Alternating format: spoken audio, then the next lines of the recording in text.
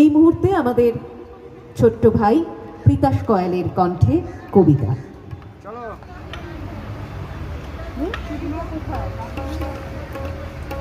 নমস্কার, আমি প্রীতাশ।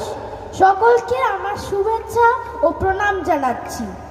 যেহেতু আগামীকাল নারী দিবস, তাই সমস্ত নারীদের সম্মান জানিয়ে নারীদের নিয়ে একটি কবিতা আমি আবৃত্তি করছি।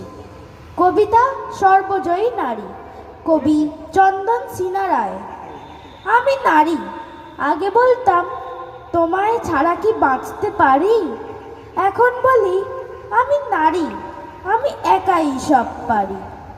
আমি রাজ্য চালাই, দেশ চালাই, আকাশপথে বিমান চালাই। বিশ্বটাকে এগিয়ে নিতে মহাকাশে দ্বীপ পারি। আমি দুঃসাহসী নারী।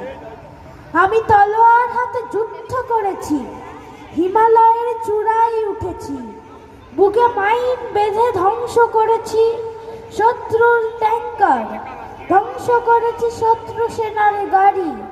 আমি মৃত্যুঞ্জয়ী নারী। ভালোবেসে আমি বনবাসে গেছি, দু চোখে আমার পট্টি বেঁধেছি। তুলসী তলায় প্রদীপ জ্বালাই, পরে লাল পেরে শাড়ি। আমি সতী সাবিত্রী নারী।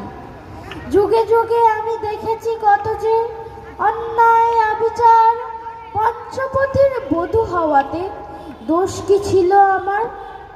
কত ভৎসনা, কত অপবাদ খুলে নিতে গেল শাড়ি। আখ্যা পেলাম কলঙ্কিনী নারী। আজ অন্যায়ের প্রতিবাদ করি, মোমবাতি হাতে মিছিল করি। মায়া ভরা হৃদয় নিয়েও গর্জে উঠতে পারি। প্রয়োজনে হই বিদ্রোহিণী, একাই সব পারি।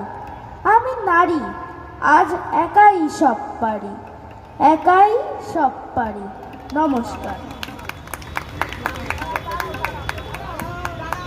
বাহ, আমরা শুনে নিলাম আমাদের ছোট্ট ভাই প্রীতাশ কয়ালের কণ্ঠে একটি সুন্দর কবিতা। ওকে আমাদের আনন্দের পক্ষ থেকে